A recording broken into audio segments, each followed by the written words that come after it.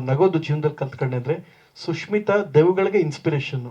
ಯಾವ ದೆವ್ಗಳು ನಿಜವಾಗ್ಲೂ ಹೆಂಗಿರ್ಬೇಕು ಅನ್ನೋದನ್ನ ಈ ಸಿನಿಮಾ ಮೂಲಕ ಸುಷ್ಮಿತಾ ತೋರಿಸಿದ್ದಾರೆ.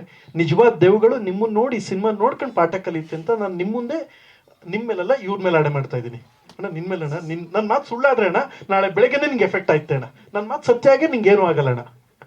ಕೊಡ್ತೀನಿ ಅಣ್ಣ, ಕೊಡ್ತೀನಿ. ಏನು ಹೌದಾ? ಆಯ್ತು. ಎಲ್ರಿಗೂ ನಮಸ್ಕಾರ. ಥ್ಯಾಂಕ್ ಯು ಸೋ ಮಚ್ ಎಲ್ರು ಬಂದಿರೋದಕ್ಕೆ.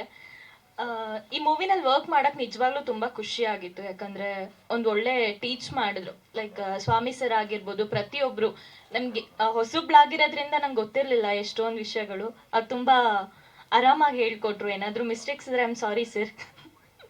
ಆ್ಯಂಡ್ ಎಸ್, ಡಿಫ್ರೆಂಟ್ ಕ್ಯಾರೆಕ್ಟರ್ನ ಪ್ಲೇ ಮಾಡಿದ್ದೀನಿ, ಡಿಫ್ರೆಂಟ್ ಗೆಟಪಲ್ಲಿ ಕಾಣಿಸ್ಕೊಂಡಿದ್ದೀನಿ. ಸೊ ತುಂಬ ಖುಷಿ ಆಗ್ತದೆ. ಮೂವಿ ಯಾವಾಗ ರಿಲೀಸ್ ಆಗುತ್ತೆ ಅಂತ ನಾನು ಕೂಡ ತುಂಬ ವೆಯ್ಟ್ ಮಾಡ್ತಿದ್ದೀನಿ. ಆ್ಯಂಡ್ ಥ್ಯಾಂಕ್ ಯು, ಹೋಲ್ ಟೀಮಿಗೆ ಥ್ಯಾಂಕ್ ಯು, ಮತ್ತು ನಿಮಗೂ ಎಲ್ರಿಗೂ ಥ್ಯಾಂಕ್ ಯು ಸೋ ಮಚ್. ಈಗ ಕನ್ನಡದ